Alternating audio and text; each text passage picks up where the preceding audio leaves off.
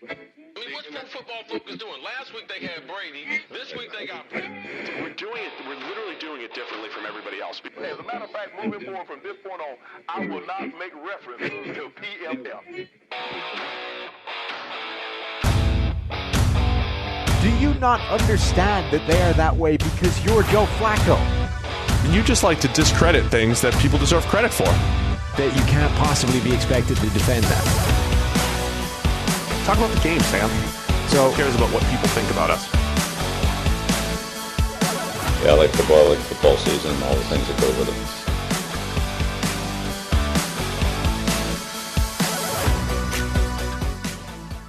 it. Welcome in to the PFF NFL Podcast. Steve Palazzolo here with Sam Monson. Cool new shot here, Sam. What do you think? Split screen, yeah, some movement fun. In the background. All right, let's get into all the fun. Iffy video quality on my end, because apparently cropping this close does not behave well with the multiple years out of date iMac selfie camera. So we'll work on getting that HD upgraded in the future. Yeah, it might be user error on your end, but all right, let's get into all the fun. Free agency. We said we'd go team by team. We're going to push that. We'll probably push that to Thursday.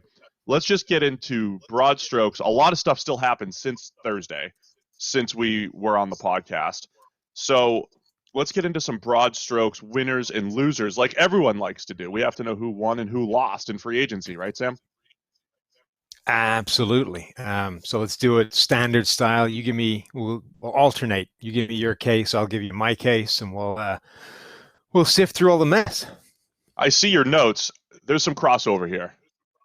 So, all right, I'll let you go first. Who is one of your biggest winners so far in free agency? However you want to interpret that. Well, here's the thing. The only acceptable answer for this is the Arizona Cardinals. And I know that you're going to hit that anyway, so I'll kind of leave that to you.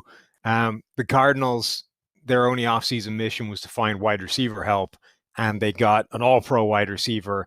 And in order to make the trade happen, they managed to dump a contract they didn't want anyway. So they won this free agency and pretty much any other free agency as well. But I will go for a different team to start off with. I'll go for the Cleveland Browns. And it's not because, like in isolation, I don't love any one of their moves, but I think the strategy is smart. I think the Browns have essentially gone out there and they've attempted to, so you can couch this in a few different ways, right? You can say they are trying to eliminate all possible variables so that in 2020, all they are judging is the performance of Baker Mayfield, and they're judging it fairly because now there isn't the question about whether, his tackles are the problem or the offensive scheme is the issue and all these kinds of things. So they go out there and they throw money at the clear best long-term future option on the offensive line in Jack Conklin. So Conklin, whatever you think about where he is versus where PFF says he is an extremely solid right tackle who will immediately solve that problem. They bring in Austin Hooper, and I know we've talked before about how he's kind of fool's gold to an extent because of the way his production has come about, and they paid him a lot of money. I think in isolation they've kind of overpaid for him, but that offense runs a lot of two tight end sets. They needed extra tight ends. They needed extra fullbacks because of the way Stefanski likes to run that offense. They've added those in free agency. So again, sure, you've overpaid to do it, but this is a crappy tight end draft. It's a crappy free agent group as well. So you kind of have to just throw money at it, answer the problem, move on. So they've done that. They've got Austin Hooper, who won't, set the world alight, but he gives you that extra tight end so you can run your offense. So again, the focus shifts back to Baker Mayfield. So, I think obviously everyone knows where PFF stands on Baker in terms of him having the ability to do all that. So the other way of looking at this is the Browns are setting him up to succeed in 2020. And I think either way, whichever way you look at it, I think they're doing smart things this offseason. Yeah, if you look at our improvement index over at pff.com, nice little piece by Kev Cole here that he put together, just some rough estimates on first year WAR and what that team may, how much that team may have improved. granted, we're not looking long-term necessarily, and any criticism of the Browns' moves would be more on the long-term, the money for Conklin, the money for Hooper in particular. But the Browns are number 4 on that immediate improvement index. The Cardinals, who you mentioned, yeah, they're number 1. We can get into them a little bit more, I guess. But, I'm a little back and forth on the Browns' moves. I do like the idea of, yes, you have to build around Baker Mayfield. I thought it was definitely a lot of money for Conklin and for Hooper. But I thought there was some solid under-the-radar deals, the Kevin Johnson deal, the Carl Joseph deal. I thought those, Andrew Sandejo, we talk about volume additions in the secondary. Those I really like. And those, that's the way to attack, I think, the secondary is with value and guys that at least at some point have had some success during their careers. Yep, I think it's true. I don't think any of them are amazing moves, but I think they speak to a coherent strategy this offseason, which is something you can't say for every NFL team out there. I think free agency in particular causes a lot of teams to go kind of crazy and just start throwing money at things and trying to solve immediate, acute problems. The Browns' entire offseason is speaking to a broader strategy, which coming off the kind of season they had, I think is really smart. So who's your first big time winner? Well, I had the Cardinals on my list. We both had them. Do you want to let's grab another team? What do you think? Cardinals, good job. I DeAndre Hopkins added they didn't do a ton other than kind of fleece the Texans. Yes, absolutely. All right. So I'm going to go Baltimore Ravens here. Not every move was great, but I think a team that had obviously strengths up and down the roster, stealing Calais Campbell at the very beginning with the trade to the Jacksonville Jaguars for a 5th rounder. They probably overpaid for Michael Brockers just a little bit. Bringing Matthew Judon back on the franchise tag, I don't hate. Franchise tag over 1 year overpays, I'm generally okay with. So not a huge deal there, even though we wouldn't lock up Judon long term like that. Again, but the franchise tag to me is a really nice way to buy you time to get the replacement. And they didn't necessarily have a replacement for Judon, so they put the franchise tag on him. So that and just no other crazy major deals. I mean, we've also learned from free agency sometimes just maintenance is good, sometimes restraint is good, and a lot of the better teams had some restraint throughout free agency as well. So I thought the Ravens just did a good, solid job so far. Have done. So the other thing that's interesting about the Ravens is they have, again, when you talk about the sort of broader strategy thing, when you look at the players that they lost Michael Pierce, they potentially might be moving on from Brandon Williams. He's obviously still there. And so their defense has been kind of interesting because they've been moving down this positionless defense kind of road for a while. And it's been on the back end, but right in the middle, 2 fire hydrant, bowling ball defensive tackles that all this was built around. Now, if you essentially substitute those 2 guys for Brockers and Calais Campbell, they're still the same pieces in that both those guys are dominant run defenders. I think they bring more from a pass rushing standpoint than the 2 guys they would potentially be replacing. But even if you just look at them in terms of like for like replacements, they're dramatically different shaped human beings, which potentially gives you a lot more versatility. Like you can move Calais Campbell and Michael Brockers around the defensive front in a way you couldn't really move Pierce and Brandon Williams, because those guys are basically just moonlighting at other positions when they're realistically nose tackles. Yeah, it's a huge point, and the idea of positionless football is easier on the back end. I wrote the article last year about, hey, Earl Thomas is playing in the box more this year than he ever has, and their linebackers are blitzing like crazy. They're blitzing over 50% of the time. Their safeties are playing like linebackers. It's just blurring the lines, and they have now blurred the lines up front on the defensive line as well. So multi-gap type of assets up front, which I like. So, all right, your turn. Give me another winner so far in free agency. So I like. So I'm going to give you one that doesn't really count, but I want to throw it in there anyway just to mention it. So given the situation the Dallas Cowboys found themselves in heading into free agency, which, let's be clear, was entirely by their own making. You have your number one wide receiver and your quarterback about to hit free agency at the same time, along with your cornerback and other problems. To be able to at least retain those guys, I think is important. And let's call it damage limitation. So you can spin the Dallas Cowboys free agency relatively well. But the team I think that's worth actual praise is the Oakland Raiders. And it's been a while since I've praised the Oakland Raiders. I haven't generally loved the way this new regime has where been are they building. From? Sorry, the Las Vegas Raiders. God, I'm not. That's going to be the San Diego Chargers again for a while. The Las Vegas Raiders. I think they've quietly gone about doing some pretty smart things. They've added a couple of linebackers that I think are both significant upgrades. You get Troy Littleton, who is the best coverage linebacker in the NFL over the past couple of seasons, or at least right up there with the Luke Kuechly's and the Eric Kendricks. They didn't pay a huge amount of money to get him. That, I think, is one of the best value signings in all of free agency. You bring in your boy, Nick Kwiatkowski, again, pretty cheap deal, should be a significant upgrade. And then they've just been sort of ticking off, depth or lower value type additions. You got Nelson Aguilar, who I think is the type of receiver that's well worth taking a shot on as a guy you can integrate into your system and rediscover the form of. Carl Nassib, same kind of idea, a guy that you can have as a decent depth guy in your rotation. Marcus Mariota is the typical, all right, we're kind of hedging our bets with this quarterback. We're stuck with him, but we're going to roll. We're going to get a backup that's viable, and we can potentially do the same thing that happened to Marcus Mariota this year, which is 6 weeks into the season. It's like, look, your play is just not acceptable. We're going to your backup.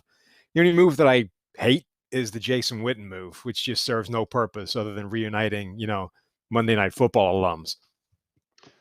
Yeah, I agree with a lot of that, Sam. I think a lot of those deals, they're not crazy from a money standpoint. Obviously, Littleton got locked up for a lot of money. I don't love a Carl Nassib deal. We did a lot of work.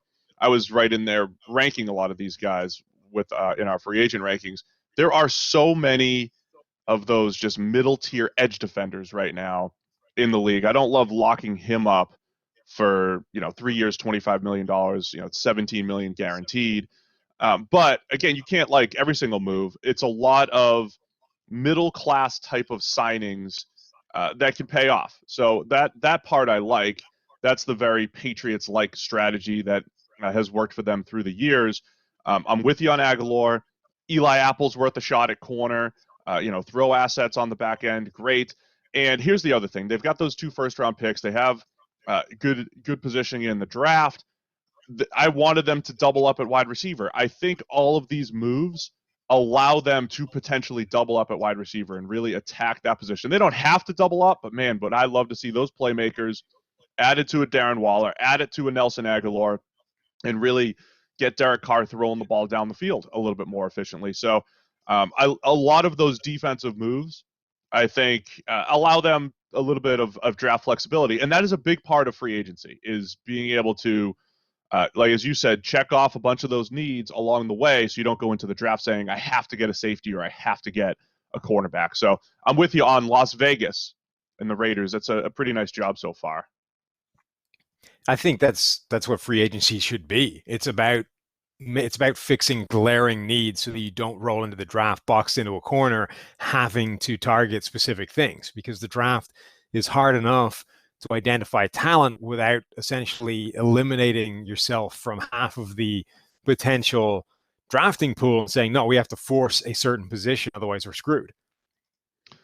All right, my next winner, another team that we never compliment. They just got voted the best fan base in all of football, Sam. Hashtag Bills Mafia. The Bills have done a really nice job.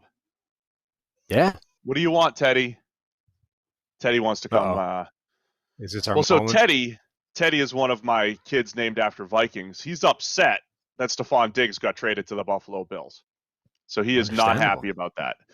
Stephon Diggs addition, well worth the first rounder and a few late rounders that they gave up. And hi guys, we're live. Just say hi. We are and then live leave. with the kids. This is your We're moment. No, jumping you on got to the like take advantage of it.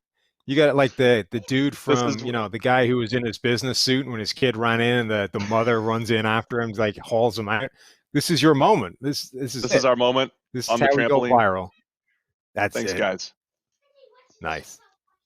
So I'm a big fan of what the Bills have done. Thanks for tuning in, guys. Thanks for joining the pod. Now you guys have to go downstairs. All right. Stephon Diggs' addition has been fantastic.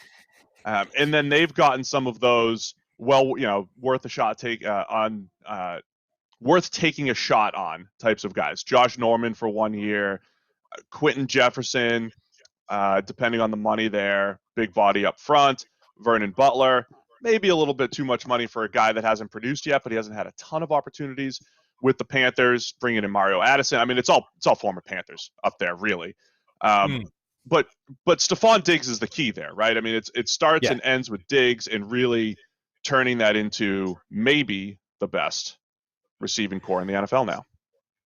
Yeah, and this is one of those moves where, if you're going to be the draft is all about not forcing a need, but if you probably want to spend your first round pick on a receiver, why not spend it on one that's already a proven star at the next level and send it in trade collateral to a team like the Vikings and get a guy like Diggs? Now, even if you have to pay Diggs, it's a good deal. But the Vikings had Diggs, attached to this pretty team-friendly contract, so they don't necessarily have to pay him. They can keep him going along on that contract. And at that point, it becomes an absolute steal because he's on a really good value contract and he is a proven star. He can win at all levels of the defense. He can win with every way you want a receiver to win, whether it's speed, whether it's quickness, whether it's after the catch, whether it's contested catches, which you wouldn't think for a guy of his size and build. But that is a phenomenal way to spend a first-round pick. And to be honest, the rest of it is kind of noise in terms of picks. They're fourth, fifth. If you look at the list of players that's been drafted in the past few years in the fifth round, you might as well be burning those draft picks. So if you're attaching them to a trade that's a first-round pick, the first-round pick is the important thing. The rest of it is just filler. Well, I think it depends on how you use those. We've seen around the league. I just complimented the Calais Campbell pick trade because it was a fifth-round pick. So the Vikings are actually sitting here, and I know you don't like what the Vikings have done, but the Vikings are sitting there with an extra fourth, fifth, and sixth now. And it's not about the guys you pick. It's how you maybe swing those picks for a project tackle or a Calais Campbell who's randomly available or a Jarrell Casey. So if you could pair those late round picks with having cap space, they could be useful. Yes. I think from a Bill standpoint, though, it's a good short-term move. The risk here, though, is that there is actually a receiver available at that area that is not exactly Stephon Diggs, but maybe 80%, 90% of Stephon Diggs. And then you lose a little bit of that draft capital later. You lose a little bit of that flexibility. Your depth could take a hit 2 or 3 years from now. That's the only risk with, I think, a trade like this, which seems like it's just 4, 5, 6. Just throw them in. It could hurt a little bit down the road, but I do like it overall. So I think the thing that differs the late round picks in terms of like first round picks have universal value, right? Because everybody gets use out of them.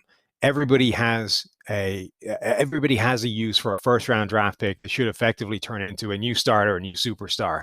Fourth, fifth, sixth round picks, their use is not in the draft. Their use is for actually converting those into veteran players that other teams want rid of.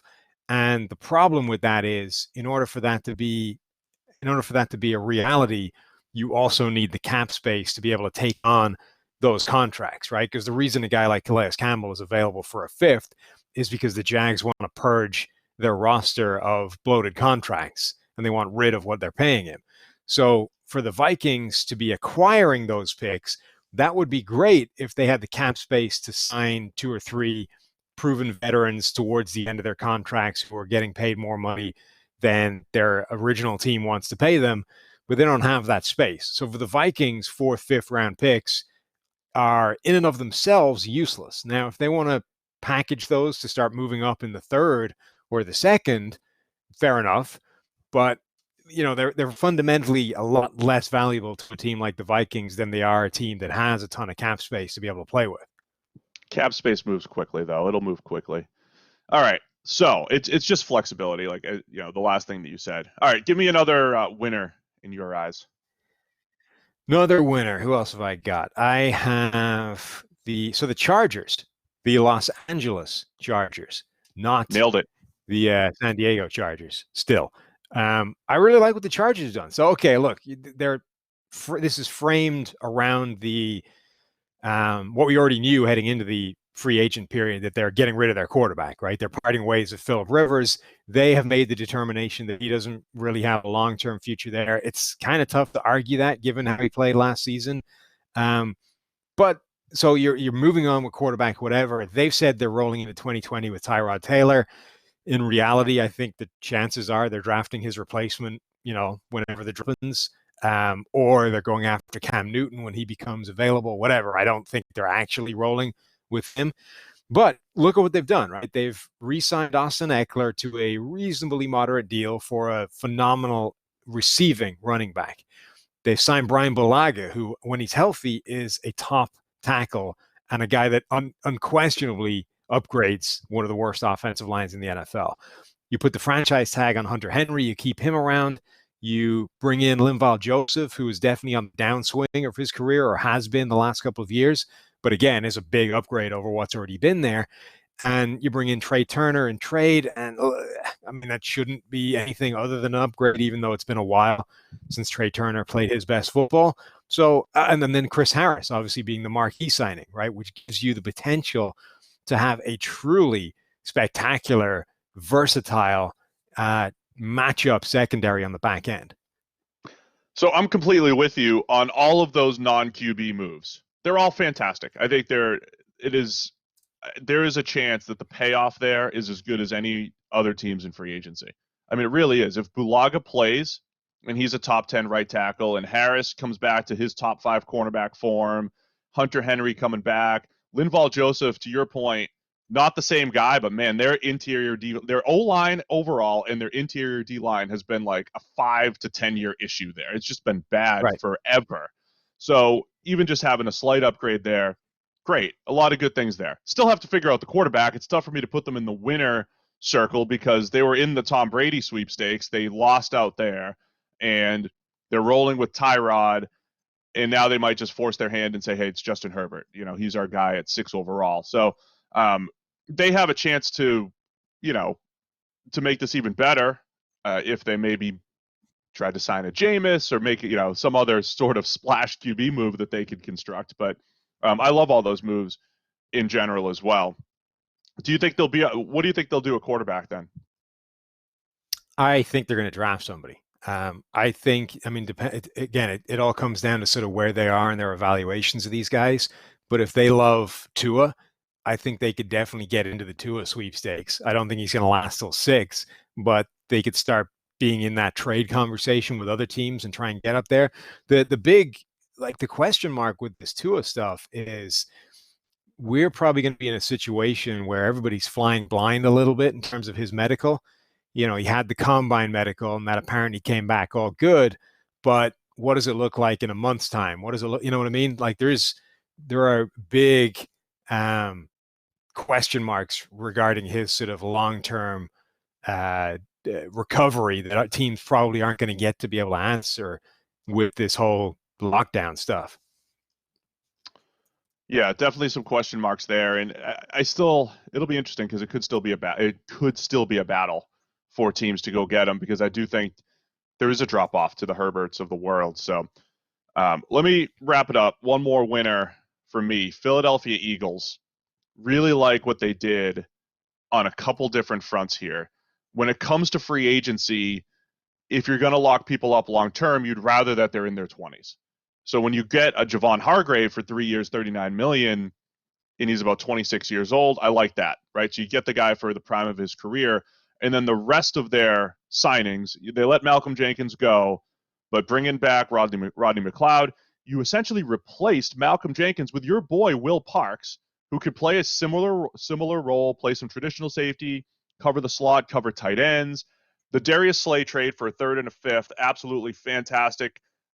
Take a shot on Slay. I wrote him up on Friday, and some of the nuance behind the grading. We could talk about that in a second.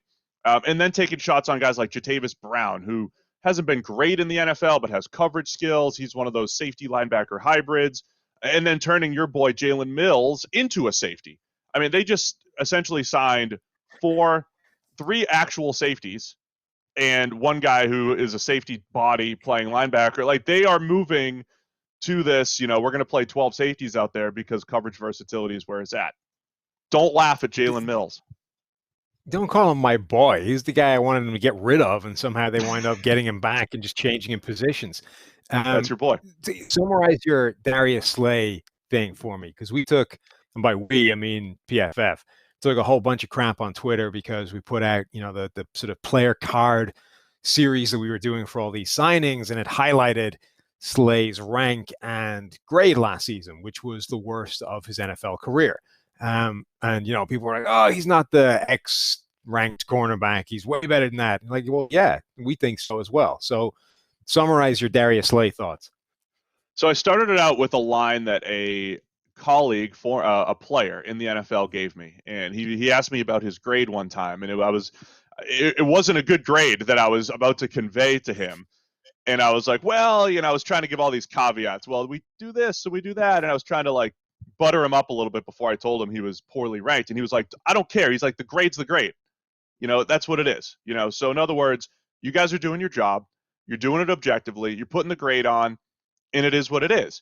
And so I think we still we put out the fact that he was 83rd or whatever last year. The grade was the grade. It was legitimately, this is how he played last year in the situation he was in. So now let's go back and see the context. Was he a little bit hurt? Was he a little bit banged up? First of all, yes, maybe, right? Secondly, he's playing the last 2 years since Matt Patricia took over, third most single coverage snaps, one-on-one snaps of any corner in the NFL. So he's gone from more of a zone-heavy scheme throughout most of his career, a couple different schemes that were zone-heavy, to one of the most man-heavy schemes in the NFL. Plus, he started to shadow some of the best receivers. He's facing Amari Cooper. He's facing Devontae Adams twice. He's facing Stephon Diggs. He's facing really good players, and in one-on-one situations. And when you go look at cornerback grades in one-on-one situations, it is a disaster when they're targeted. And Slay was, not great in those situations, but it was actually very much in line with the rest of the NFL. So his skill set, where he has graded really well, 2014 to 18, has been more zone-heavy schemes, eyes on the quarterback, can play cover 2, 3, 4, 6, a little bit of man when you need him to. So his best bet is in a versatile scheme, a scheme like what the Eagles like to do. He should play better. And all of that added up to say coverage is also the most unstable metric that we have, meaning it is dependent on who you're playing against, what the quarterback does, and what your role is. So when you're evaluating a cornerback using PFF grades, I encouraged our readers, our subscribers to PFF Elite, I said, go to Premium Stats 2.0 and don't just look at the last year. Look at the full body of work. Use 2 years, 3 years. For Slay, when you go back to 2014, he's been our number 4 most valuable cornerback using WAR, which is driven by the grades. So there's a whole bunch of nuance that goes into this, and maybe it's our fault for putting out last year's grade, but I go back to the grade is the grade. This is what he did last year, right? Yeah. So the other point, Sam, I would make is, I'm just saying it is kind of our fault. The other point that I would make is it's been a long time since I've seen somebody give up that many catches in incredibly tight coverage. And it was kind of like, so obviously anytime you can, bring things back to you and relate it to yourself, it's always worth doing, Steve. So if I can bring you back to my truncated basketball career for a moment, now that we're locked down. When I was saying that what frustrates the crap out of me about playing defense in basketball is that you can play D really well and somebody's still just consistently draining points over you, right? Like it's one of those things where you have to accept that you're just making a difference to the percentages, and you're going to give up a ton, but you are changing it from 75% shooting to 65% shooting, and that's making a material difference. And just that mindset frustrates me in no end, because I'm used to playing sports where if you play defense really well, you can legitimately stop them. But cornerback play is kind of like the same thing, right? Is that you can have phenomenal coverage, and yet the perfect throw and the perfect catch is still going to beat you. And depending on how that goes, you can have a run of those things, and suddenly you're just getting completely screwed. So I think Slay, even though the grade has been a lot worse in this man-heavy scheme, I think he's actually done a really good job in it. It's just that he keeps getting hosed at the catch point. Guys keep making plays. Look at the receivers he's going up against. Cooper, Adams, Diggs, those guys are just making catches that most receivers would not make. And I think if he kept going, even in the same scheme, I think it would swing back in the other direction because it's happening at an unsustainable level. And B, if you remove all of that and you just say, right, you're going back to playing in a different scheme that's easier and having easier assignments, your grade's immediately better right off the bat. Yeah, so I think when you add all that up, we're expecting Slay to bounce back. He's reunited with Jim Schwartz, who was the Lions head coach when he got drafted in 2013, for whatever that's worth. He only played about less than 300 snaps in his scheme, but there's some familiarity there. And the Eagles have had a revolving door of mediocrity at the cornerback position the last couple of years. So that should be an upgrade for them. I like what the Eagles did, both from a veteran standpoint, a couple one-year deal flyers, and when they did lock somebody up, it was Javon Hargrave, who is fairly young. Do you want to throw one more winner in there, or do you want to get to the teams we don't feel as great about? I'm out of winners. So who else have you got that you want to throw a little honorable mention to? All I said was short term, the Colts. I think short term, adding DeForest Buckner, Phillip Rivers, short term wins combined with a roster that's been built for the long term. So I think that balance, the diversification of funds, so to speak, from a financial standpoint has been good because they've done such a good job from a long term team building standpoint. They could afford some of the boomer bust type of moves like DeForest Buckner and Phillip Rivers. And then on the other end, I've been saying the 49ers, I love the fact that they traded Buckner and they just kind of retained their own and were pretty quiet during free agency, and sometimes less is more. Dude, the other thing about this this webcam setup at the moment, I don't know what is happening with the lighting in my setup, but I don't have coronavirus to the best of my knowledge. Should I just put it's being made look that way, right? Look like death. You're all right. You look all right. I went and bought a. So my wife invested in a trusty light for my laptop, but apparently the lifespan on this thing's about 10 minutes. So I had it for the beginning of the pod, and now it's dead. So the lighting still looks more flattering on you than it does me. Well, again, probably user error on your part. All right. Since we're getting into the losers section of this, I would like to make a couple of things clear because this is apparently this is a couch, not a bed. So this is not my bedroom that I'm doing this from, right? And then the second thing I would like to make clear is it's not my parents' basement, it is my basement. So this is where I'm doing this from in this world of, coronavirus. My own basement, which I own, not a parent's basement. Because apparently some Jets offensive linemen were pretty upset that we called them trash. Oh, the linemen themselves were mad at you? Yeah. George Fant was taking shots, and then Connor McGovern rode to the rescue. I mean, McGovern graded. He was pretty good. He's a good player. We had a saying in minor league baseball, Sam, which might be relevant for some of the guys the Jets signed. If you don't like it, play better. Sure. And also, my background might be better if someone had thrown me $10 million a year to do nothing. Oh man, wow. Anyway, look, I could do my own attic. $10 million a year as well. This is my own attic. Bought it myself. My own, not my parents' attic. My own office/attic. All right, let's get into the teams we don't like as much. I noticed you didn't put the Jets on there. Good job. Save some face. You already handled that. I don't hate the fact that they've thrown a ton of resources at the O-line, but I know you've got a full article on that coming out this week anyway to really double down and piss them off. So give me the teams that you think could have done better. We won't call them losers, but we don't agree with everything that they've done.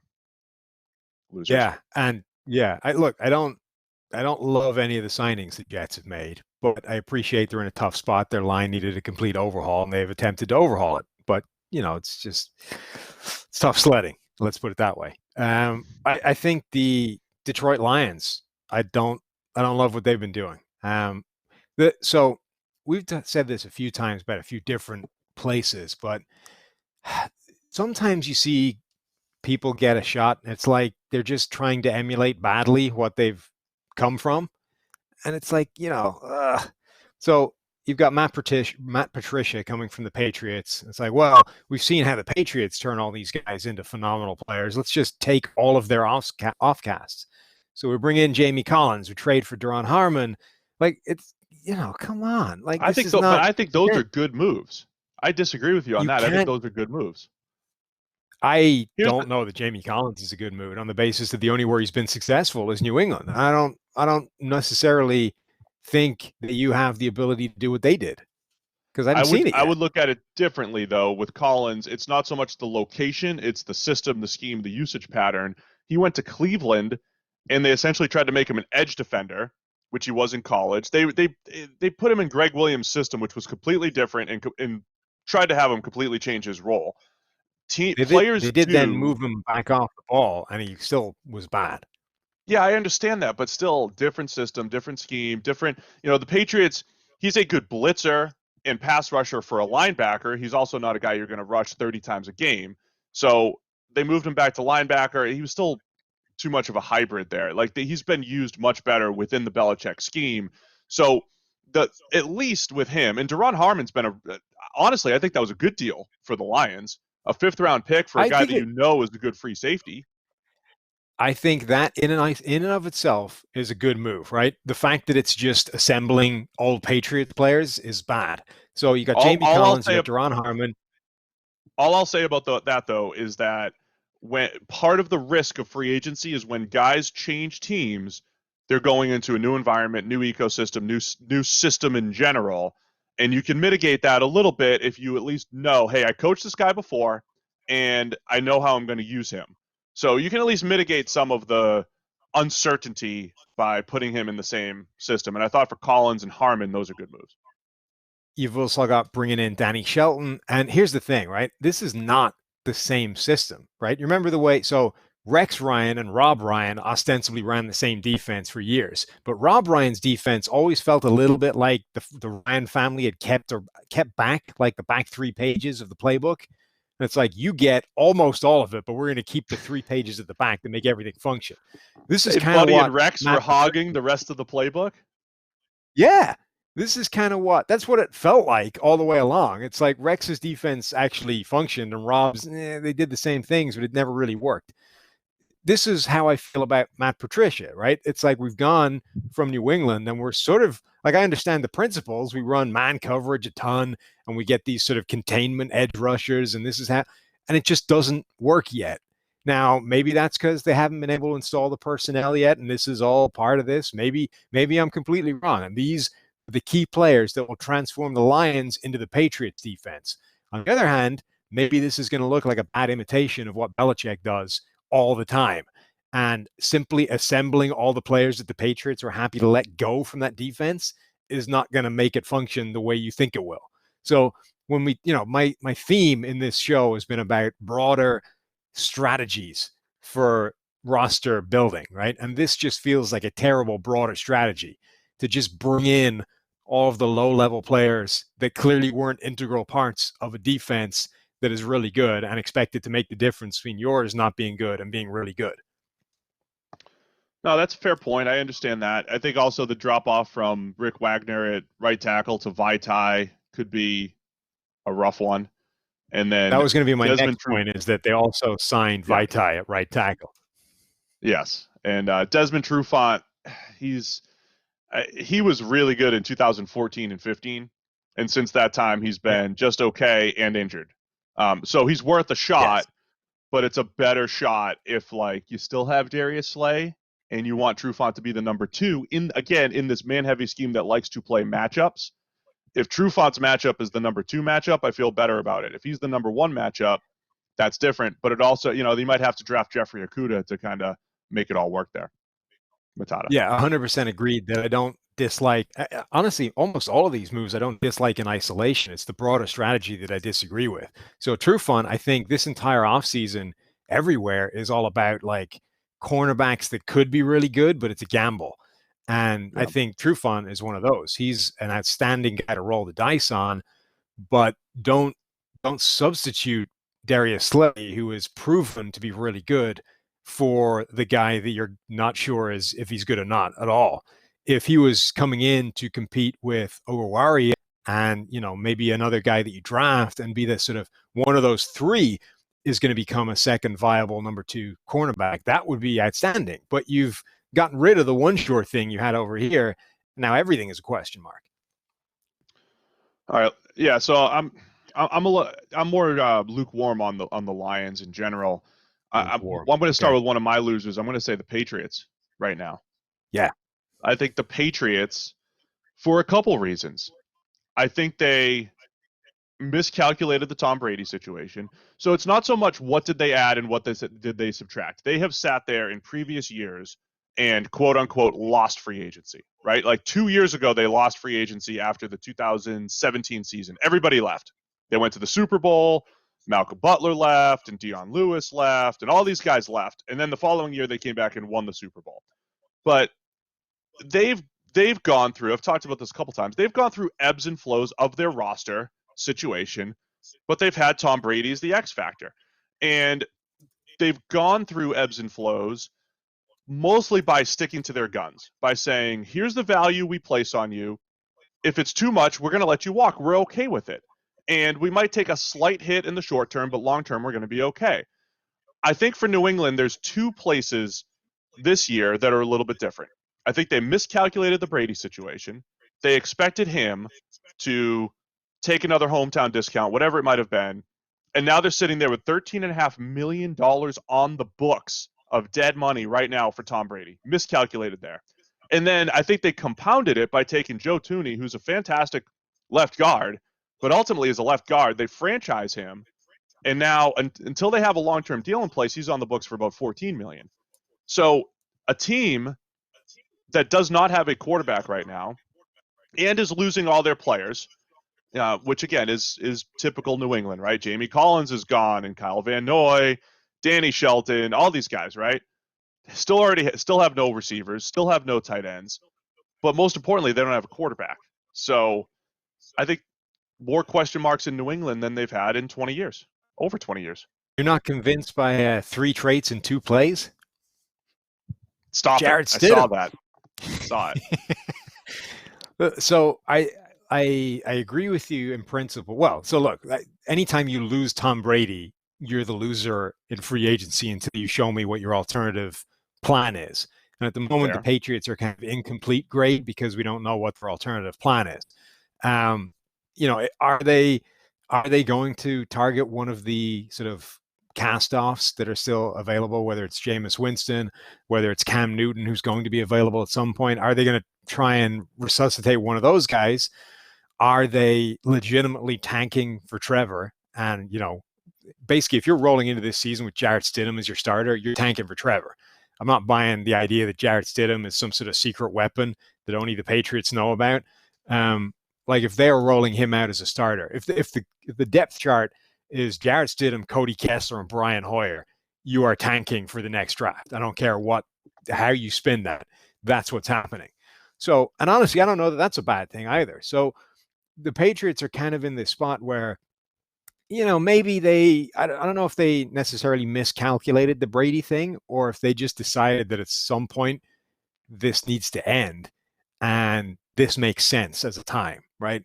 So Andrew Brandt was on the Ross Tucker Football Podcast the other day, and he phrased it that the end of the Brett Favre era was much like this, right? It's not that they decided that now's the time. So I've always kind of phrased this as, the Packers basically reached a point where they just got sick of Favre's stuff, right? And said, all right, we'll make the decision for you this offseason. Bye-bye. He was like, that's not how it happened. It's just that we reached a year where we just stopped fawning. And, every year it had been, oh, please, Brett, come back. We need you. Everything's great. We'll do this and that, and we'll make everything perfect for you. And then one year they just went, you know what? Screw it. If he comes back, great. If he doesn't, we're okay with that as well. So we'll just sit here and wait and see what happens. And to him, that's like, oh, where's the love gone? What's the story? I honestly think that's kind of what happened in New England as well. They just went, you know what? Let's see. If he decides now's the time, okay, it's got to happen at some point. And if he doesn't, we'll take him back because, it's Tom Brady. So I think they just decided that this makes sense. New England reporter, ESPN reporter Mike Reese, he did a good job. I think he kind of laid that out, and I think Burt Breer was talking about it a little bit too. It was like a little game of chicken where it was like, all right, who's going to make the first move? And Brady wanted to be wanted, and Belichick wanted Brady to come back with a reasonable offer, and neither guy really did.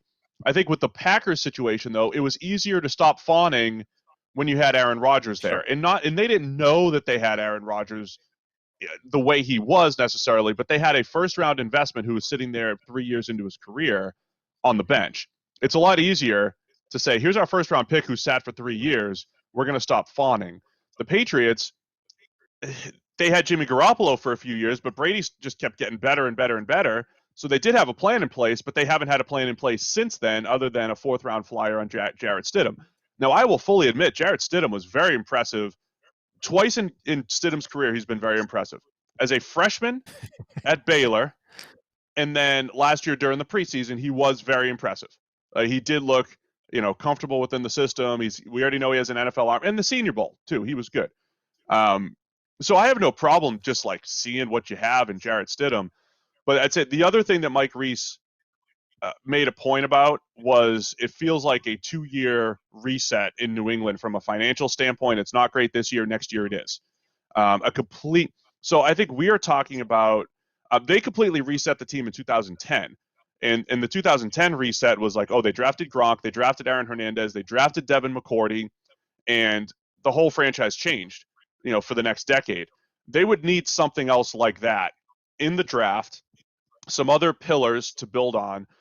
So from one perspective, I think if you're a Patriots fan, instead of being sad about Brady, maybe it's an exciting time, but it could be a painful time because Brady helps you through transitions with 10, 11, 12 wins, whereas here, I don't know, they look like a 5 or 6 win team on paper right now. I don't know what type of magic Belichick can pull unless they truly just commit to this 2-year plan. So for now, we'll call them losers until the bigger plan. I think there's a good chance they do, because I think the Patriots are, uniquely suited to attack a long-term strategy unlike any other team. They have that kind of breathing room to be able to say, okay, the greatest quarterback of all time just walked off into the sunset to Tampa. We don't have an alternative solution. I can get you one. It's just going to take 12 months to get here. So we are going to roll this year. We're going to do what we can. We'll suck, and everything will be focused on the following season, whether it's Trevor Lawrence, whether it's the next Joe Burrow to come out of nowhere. We are going to target a quarterback next year, not this year, and we're just going to have to suffer through 12 months of pain to do it. I think the Patriots are one of the only teams out there that would actually embrace that kind of strategy. All right, who else do you not feel so good about so far through free agency? I don't like the Jags. And honestly, this is kind of like, it's almost like the reverse of the Dallas thing, right? Where it's given where they found themselves, this is not the worst strategy in the world, but to even let yourself get to this point is just depressing. So the Jags obviously are in fire sale mode. They ship off Calais Campbell for a 5th-round pick, which is essentially just a salary dump. You franchise Yannick Ngakoue, who doesn't want to be there.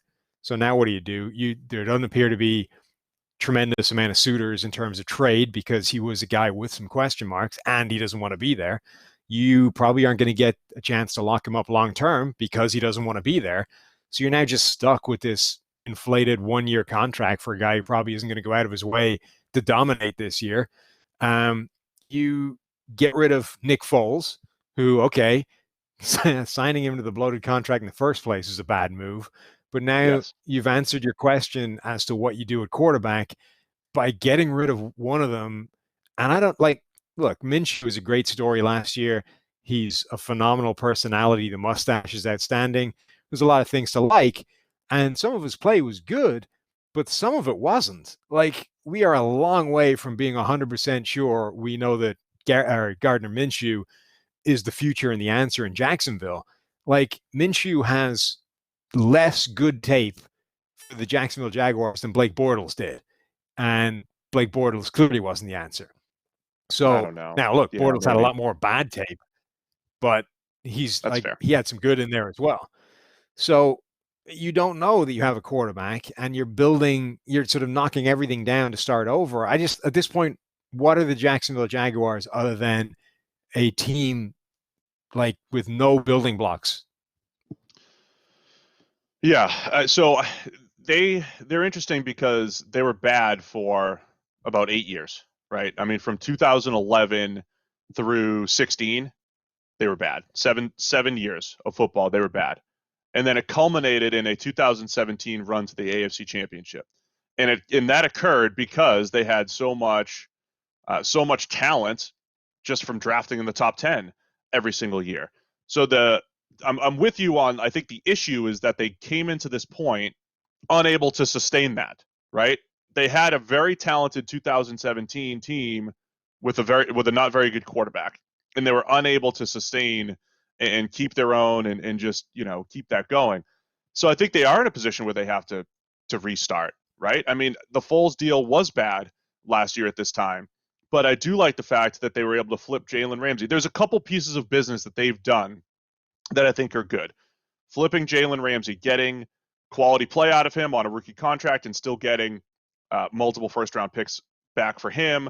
I like the fact that from a big picture view, they got 3 awesome years out of Calais Campbell. They're not saddled to his contract, and then he's gone. I know it's just for a 5th-round pick, but you got 3 good years out of him without getting destroyed by the cap. So there's a couple big picture items that I think they've done a good job with, and I think they should be surely, right in that tank for Trevor type of mode.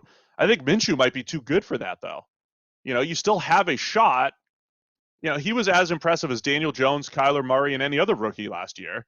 But we have to look at it through the same lens. Just because he wasn't a first-round pick, you can't overrate what he did. And you have to say, okay, yes or no, is he the guy or not? And we don't know yet, but I think they're in a good position to kind of give him another shot. If it's not him, draft another quarterback next year. So I like the fact that they're in long-term rebuild mode, but yeah, short-term, it's not great. It's just trying to maximize what you can get from all these assets that they have left on the team. How much should draft position factor in to evaluation of quarterbacks like that? So you're right. There really isn't much to separate Daniel Jones, Kyler Murray, and Minshew, right? But you're dealing with essentially 3 different evaluations, or 2 if you're Dave Gettleman. So the 3 different valuations for us being Kyler Murray, surefire first-round pick, number 1 overall player in the draft kind of caliber. Daniel Jones, there's some stuff to work with. There's a lot of rough edges as well. Borderline, top or second-round guy, maybe first round given the way the quarterback market is. And then Minshew, accuracy, a lot of limitations, don't love him, 6th-round pick, wherever you want to put him in the late sort of 2nd, 3rd day stuff, right? Now, all 3 of those guys kind of played, similar in year 1. You've got to A, adjust for the circumstances they were in, B, adjust for the playing time in Minshew's case. But then how much do you actually weigh the fact that because we're dealing with small sample sizes for all of them, right? Like one season, even one whole season, is not enough to have any idea necessarily what they're going to be going forward. Because you're already adjusting for that, how much do you also need to adjust for the fact that, like, the other stuff didn't just disappear? Like, there's previous play evidence to this that has to factor in. So how much do you weigh? How much does that drag down Minshew's potential, like, projection going forward? So the tricky part, I think, for me is that Minshew was very successful in college in a lot of the stuff that translated to the NFL. I do think that there's value in the wisdom of the crowd's model, so to speak, whereas if the NFL, we always joke about, oh, the NFL missed on this guy, they missed on that guy. But like we're talking, the NFL over time is going to put the best quarterbacks in the first round, and then guys later in the rounds, they're generally right. There's value in the wisdom of the crowd's concept, right? And that is one of the things our guys actually use when they're modeling this stuff, saying, okay, PFF loves this guy, but the NFL doesn't, or scouts don't, or whatever it is. And there's value in in that piece of the evaluation, right? So instead of us going in and saying this guy doesn't have a good arm, doesn't have a good NFL arm, whatever, if you take the essentially the evaluations of 32 other teams, all of that stuff's kind of like baked in, and they're not complete idiots, right?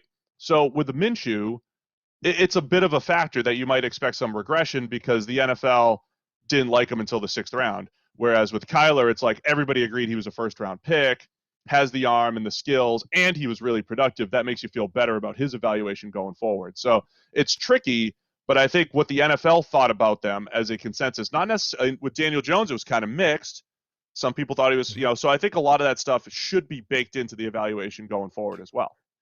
I think the other thing is for the ones where you definitely got it wrong, like where everybody was just wrong on a guy, immediately and you don't waver, like Russell Wilson, right? Anyone that thought Russell Wilson was a mid-round pick, right, was immediately proved wrong and never looked back from the second he saw any kind of opportunity. Dak Prescott, right. Same thing, right? Preseason, it was like, oh, wow, we just got this wrong, and let's start figuring out why. And then that, again, never really changed. Now, years 2 and 3, we dialed it back a little bit, but even by that, it's still, we're way off in terms of 4th-round draft pick. So as much as Minshew, like, it's like, wow, this is surprising. There was still enough bad in there to be like, I don't know yet that we've got this completely wrong. So there's two things I really liked about Minshew, though. Last year at this time, we were saying the Jaguars' situation on offense is terrible. I mean, they don't have any receivers, and the O-line is questionable, and he went out there and elevated them. And he was one of the best downfield throwers in the NFL, 10-plus yards. And he did that with, what scouts would say is a below-average arm, right? And our own scouting report said below-average arm. So it wasn't those are two things that I think are really, really telling when you look at his evaluation going forward. Now, all that said, my general strategy of find the quarterback, not a quarterback, you're still looking for the quarterback.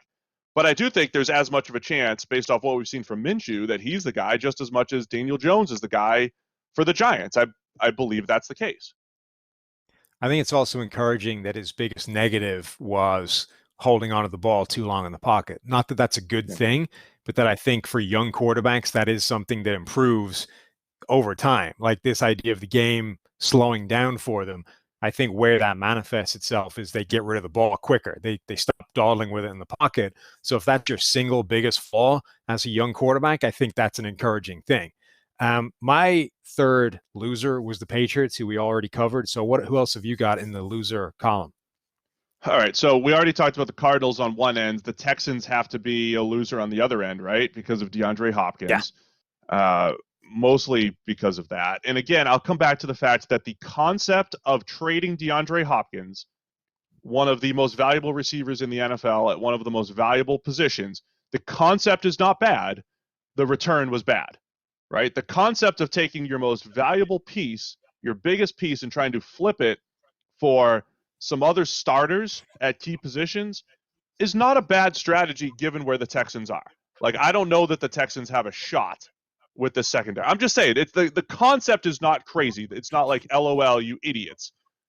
It's at least something that you should consider and put on the table. But the return has to be incredible. And the return for this, I mean, this is a bad return for a third wide receiver, never mind one of the best in the NFL.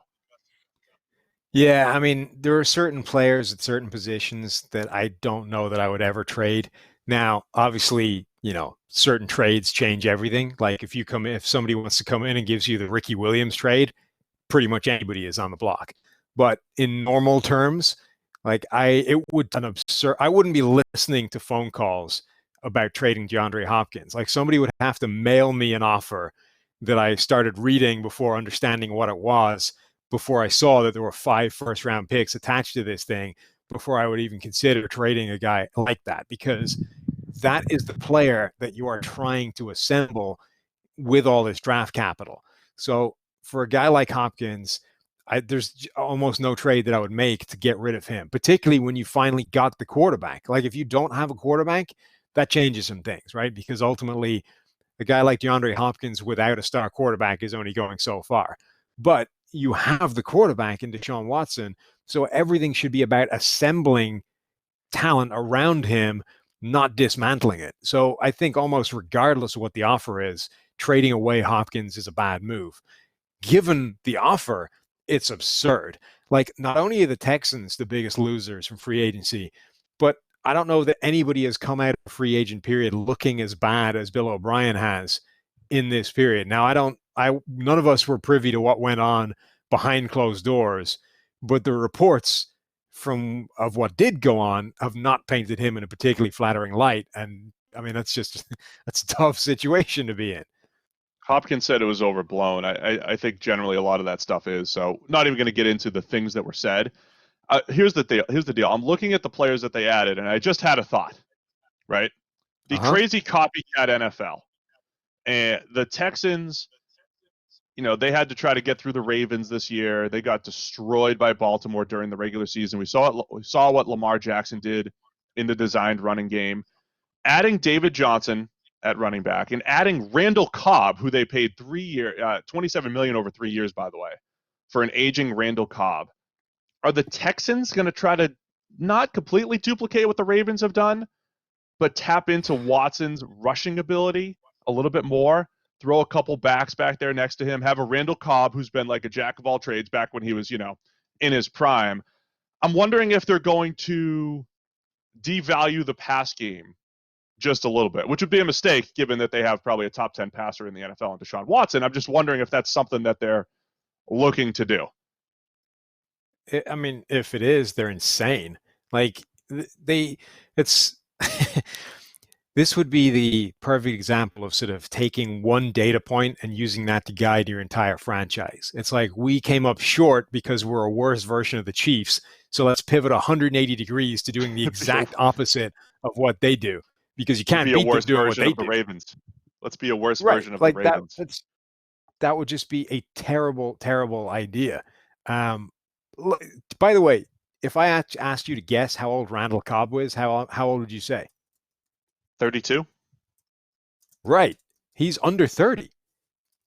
He is? Randall Cobb is 29 years old and will not turn 30 until August the 22nd. Feels much older, Sam. He feels much older. Doesn't he? But then again, yeah, don't we all? I'm just watching that play out, and I'm wondering if that's actually going through their mind, because they traded for Duke Johnson last year.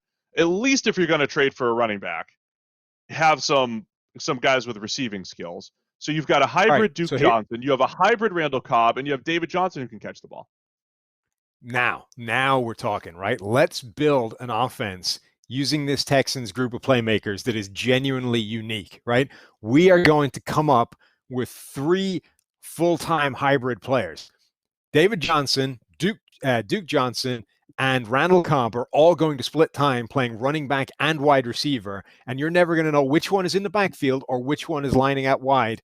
And Deshaun Watson is going to use a ton of those option carries, and you are going to have no earthly idea what the hell we're doing on any given snap.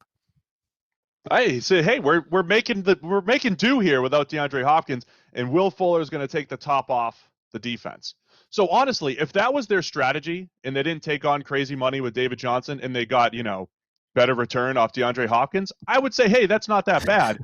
They needed to, but my bigger issue is that their secondary is as bad as it gets around the NFL.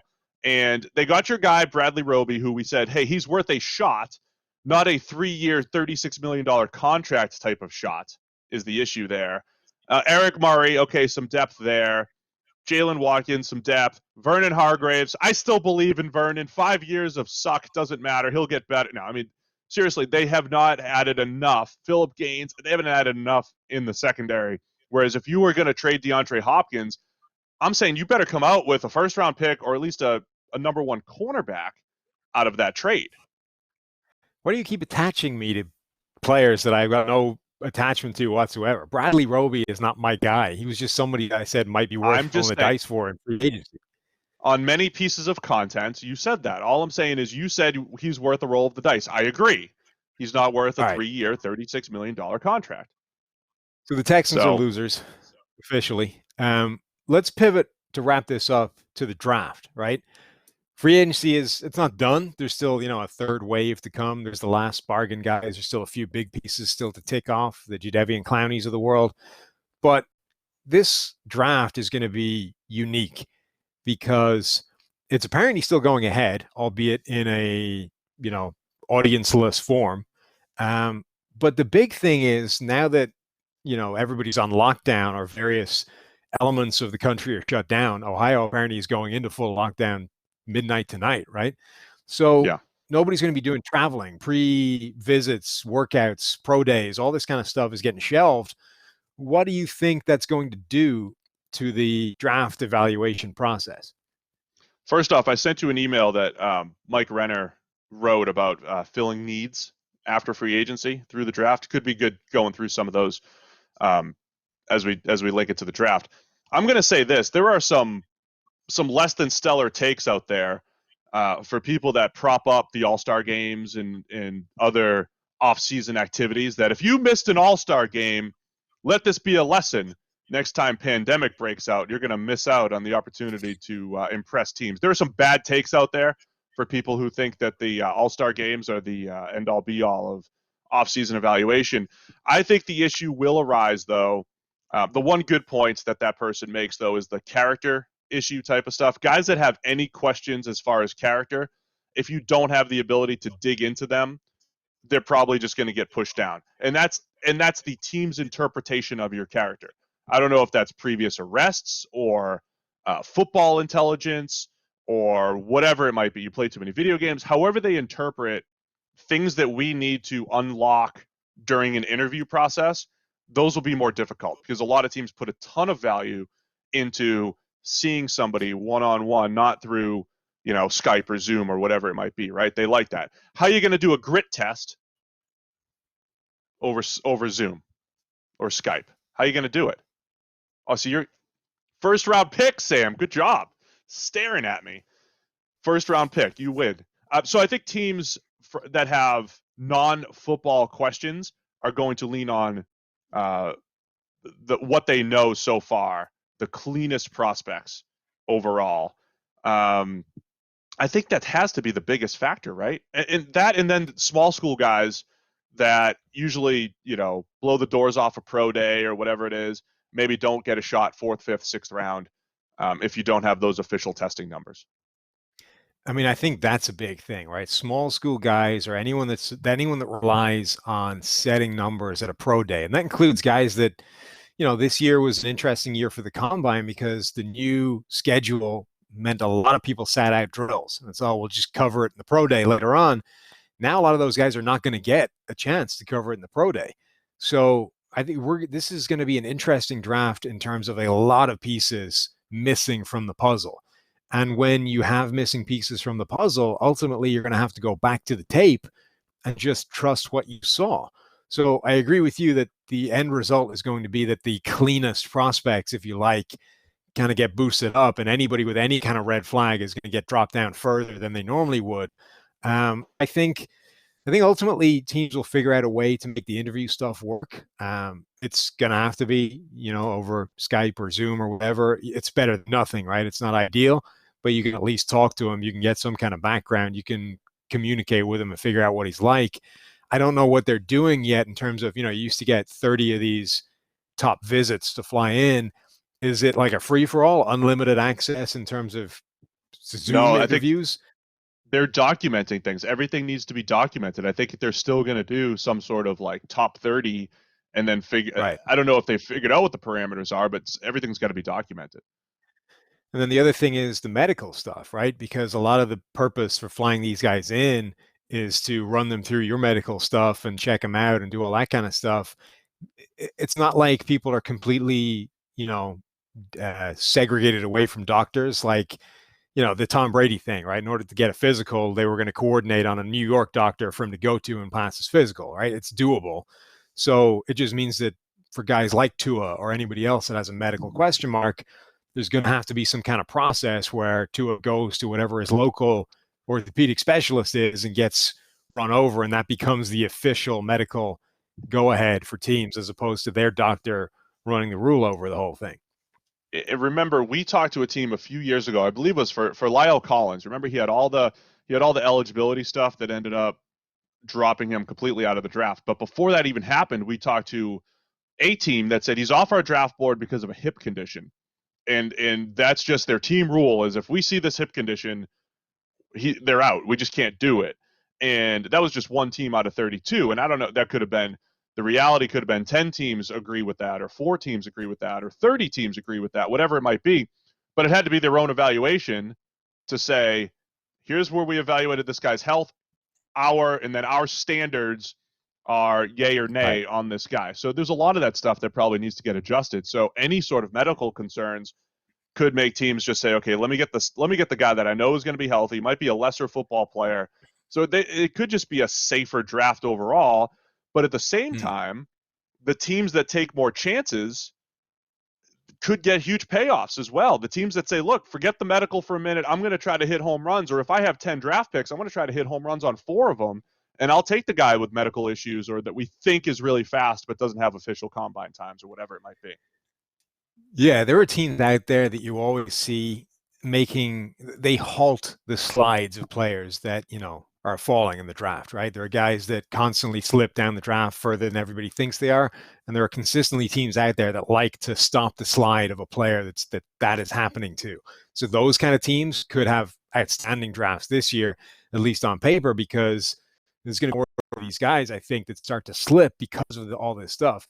The other point to make about the medical stuff, right, is that everybody, I think, treats medical as like a black and white thing. It isn't. It's more artwork than that. And, you only need to look at the evidence of the Drew Brees, Dante Culpepper free agency year, right? The Miami Dolphins coaching staff did not sign off on Drew Brees' shoulder injury and did sign off on Dante Culpepper's knee injury. Now, with hindsight, Drew Brees' shoulder injury was never an issue again in his career, and Dante Culpepper was never the same player after that knee injury.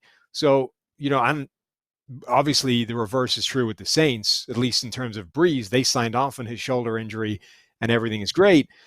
Those guys were looking at the same slides. The medical information was the same, but the interpretation of it is more art than science all the time.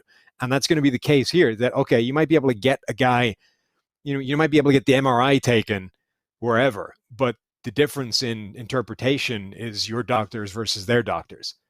It's a great point, Sam. I think it'll be really fascinating to watch that play out.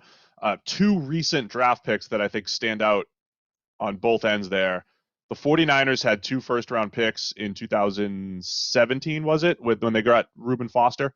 They grabbed Solomon Thomas early, Reuben Foster late first. He was a top 10 player on our board because he was a fantastic 3-down linebacker. They got 1 good year out of him, 1 bad year, and a whole bunch of off-field issues out of Reuben Foster. But at the time, we're like, hey, at 31, worth the risk, right? Taking him or is 31 or 32, taking him very late first round.